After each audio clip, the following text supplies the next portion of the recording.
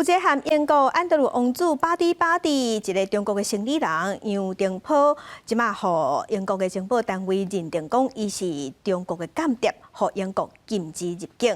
也毋过，英国的首相是讲，因会继续和中国保持往来，因为英国和中国有需要针对气候变迁甲其他的一寡议题，搁爱互相合作。 英国下议院十六在保守党议员史密斯的要求之下，就安德鲁王子牵连的中国间谍风波，甲政府官员紧急质询。安全事务大臣卡维斯讲，会尽一切力量对付外国介入或者是间谍的活动，而且对法院裁定禁止杨廷波入境的代志，依持无改变表示欢迎。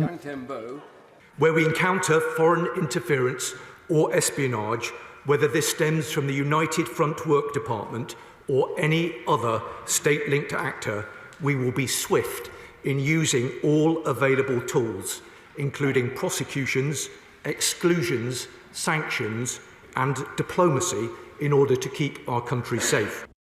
杨廷波今年50岁，2002年去英国读册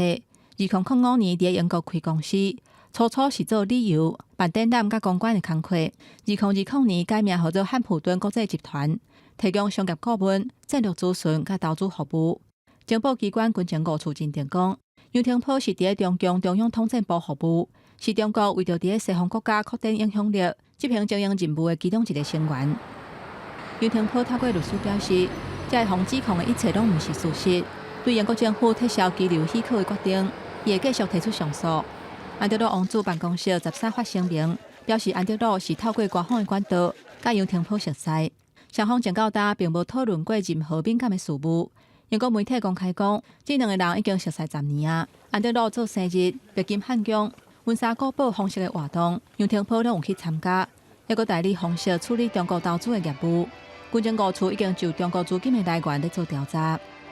人伫挪威进行访问的英国首相史凯尼，16去互媒体问到这件代志，伊讲伊当然关心中国这方面的挑战，不过英国政府的态度是爱甲中国有来去，而且伫咧适当的时阵展开合作，亲像气候变迁的议题。现任执政的工党高阶官员几啊届讲到甲中国建立务实的关系，伫咧经贸投资的领域合作，促进英国经济成长的重要性。 在野保守党的议员史密斯对这点是真无认同，讲当局的做法甲欧洲、甲美国是愈来愈远，而且对中国展现大量的弱点。公司新闻王慧文编译。